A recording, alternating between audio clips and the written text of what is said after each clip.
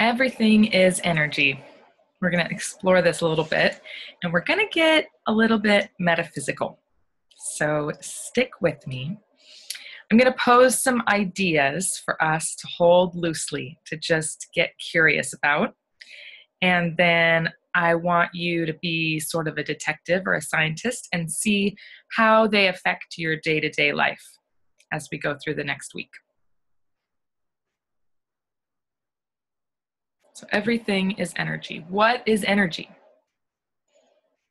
At its most basic form and the most simple terms, atoms are the building blocks of all matter, and they are where our energy originates. They're one of the smallest building blocks.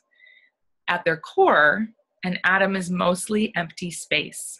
So almost all matter is made up of atoms, which means that at the tiniest view of any matter, really what it's composed of is mostly empty space and then some particles that are whizzing around this center, which is fascinating because we think of ourselves as very solid and we think of the things around us as very solid, when in reality, everything is made up of energy, and all of that energy is constantly moving. It's vibrating. So every tiny particle of matter has a frequency that it vibrates at. When we know how to raise our own vibration, our frequency, and our energy, we can then affect big change in our life, similar to what you see here with this drop in a pond and how that ripples out. So we have a lot of control over this space between our atoms, this space between us and other things, and we have a lot of control over how we direct our energy. So there's a few different types of energy that we can think about. One is our mental energy. We can measure this in brain waves. This is the source of all of our behaviors and really our experience in life. It all stems from our mental focus, what we direct our mental energy towards. We're going to be exploring this in depth next week, but I just want to kind of set up some concepts for us to work from. So the mental energy is your thoughts, your beliefs, what you ruminate on, what you learn, what you direct your mind and your mental energy toward either thinking about or taking in.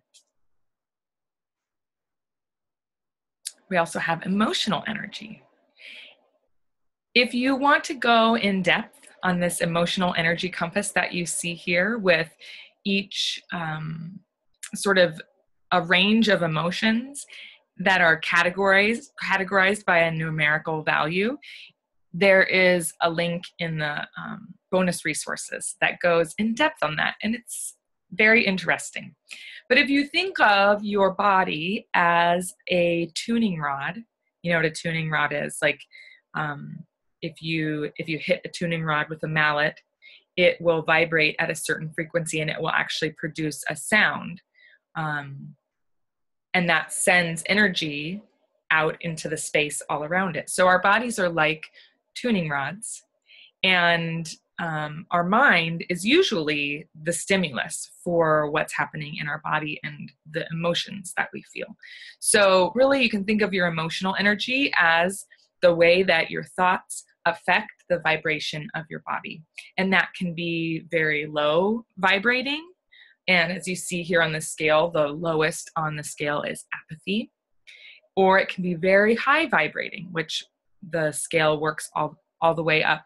I think the top is supposed to be enlightenment, which is not within the realm of this course. But you can see the top emotion there, which is peace. So we all can just kind of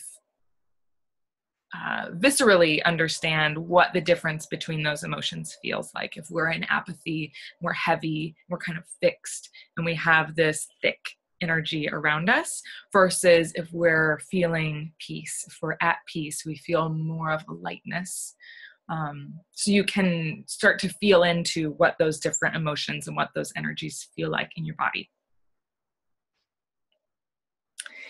And that brings us to physical energy, which is similar, but I think to differentiate, this is how you stimulate your body. So one way would be through your thoughts.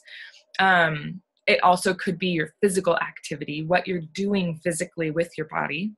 And that can mean also how much heat you produce, because heat is a form of energy. And so our bodies are constantly metabolizing, using energy, giving off heat, giving off that energy. Physical energy can also be influenced by who you're spending time with, who you're in direct physical contact with, and what their energy is like and how you interact with each other. I have a photo here of the chakras in the body. Again, not something that we're going to go in depth in this course in, but I included this photo because it is a very ancient and well-known way to categorize the energy centers in our physical body. And if you just at the most basic level want to picture those as sort of like that tuning rod running through us, and each point is sort of a hub for specific types of energy in our body.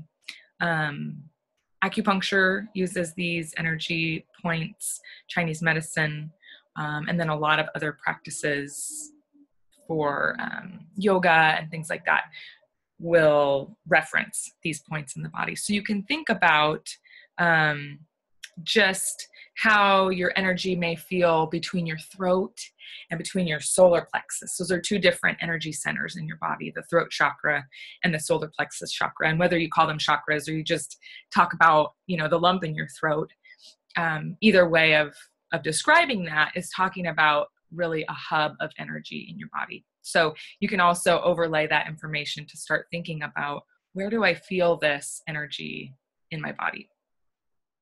And we're going to go in subsequent videos, we're going to go more in depth on how do we affect these things in our bodies. Right now, I just want to lay the foundation. So last is spiritual energy. So this is how we engage the space within us. Within those atoms, there's all this space.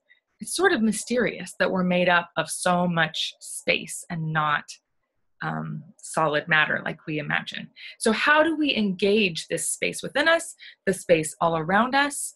What is our connection with all matter? How do you participate in this universal flow of energy? So whatever your spiritual beliefs are, this type of energy is looking at how do we connect with the world and the space around us.